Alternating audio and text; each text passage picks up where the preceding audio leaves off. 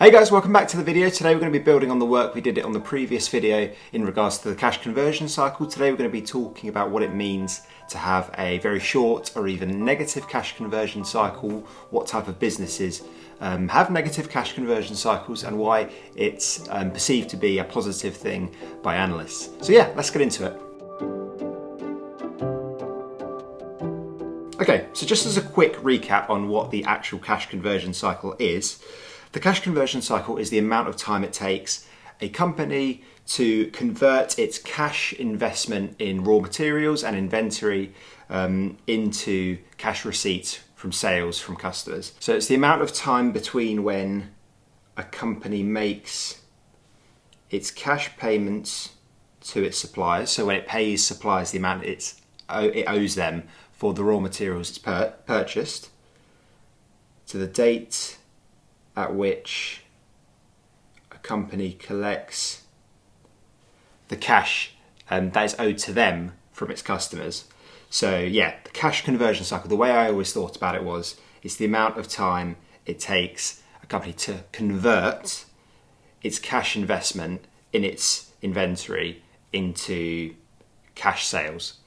So that's simply what it is. And in terms of mathematical formulae, the cash conversion cycle is defined as its days of inventory on hand plus its days sales outstanding minus its days payables outstanding.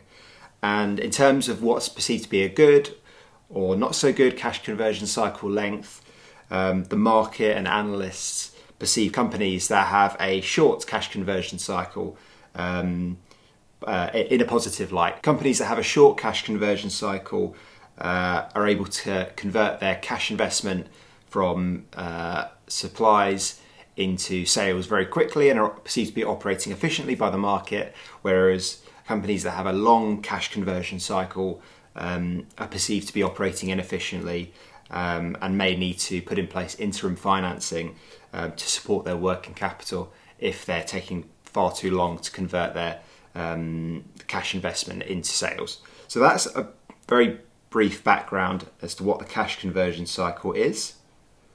And then just building on that point about having a short cash conversion cycle, really it's optimal for a company to keep its cash conversion cycle as low as possible or even negative. A short cash conversion cycle means that the cash invested in inventory is quickly returned through sales, which is a good thing for a company.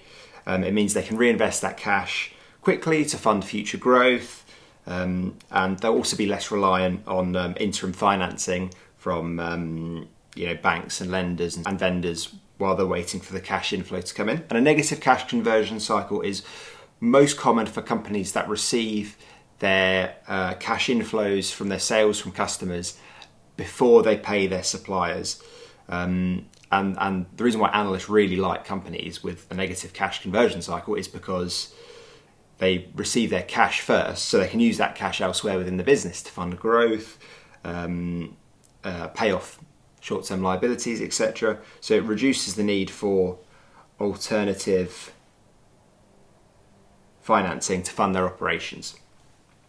And it's common in industries where the customers pay for the good before they physically receive the product. So for example, in the airline industry, when you fly, you often pay for your flight before you actually receive the service. So you'll pay up front, and airlines are a good example of a company that operate with a negative cash conversion cycle because they receive their cash inflows before they provide the product or service to customers.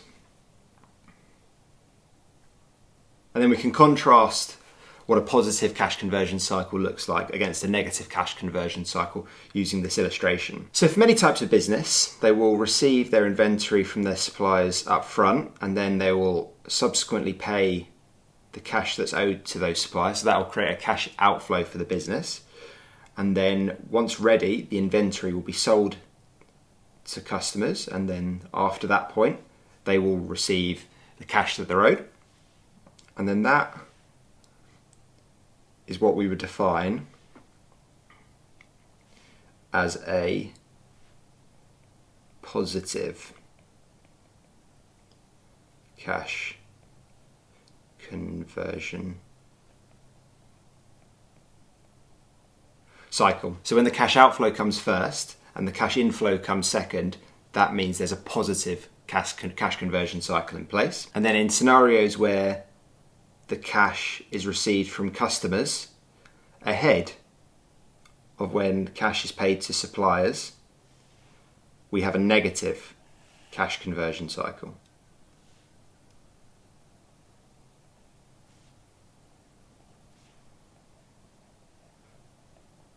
So this is when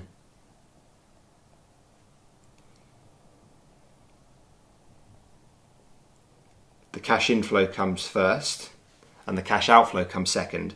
That's when we have a negative cash conversion cycle. So you can see the differences by looking at those two timelines. If the cash inflow comes first, we have a negative cash conversion cycle. If the cash outflow comes first, then we have a positive cash conversion cycle. Okay, and then just finally, clothing retailer Zara famously has a negative cash conversion cycle, and that's due to the following operational factors. I thought this was a good, fun case study to include to help you understand the features of a negative cash conversion cycle business. So it has a short days sales outstanding. So Zara sells products directly to its customers or in its stores or online, and those customers either pay in cash or they pay on very short credit terms. So they typically use credit cards that are paid off within the month. So that means it has compared to many other businesses out there, it has a very, very short day sales outstanding window.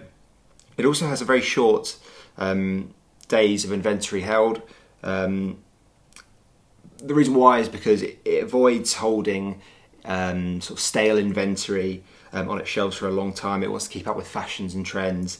So it sort of avoids inventory obsolescence by either selling its inventory quickly to customers, or if it's not selling, it will just get rid of it and replace it with something new and something fresh.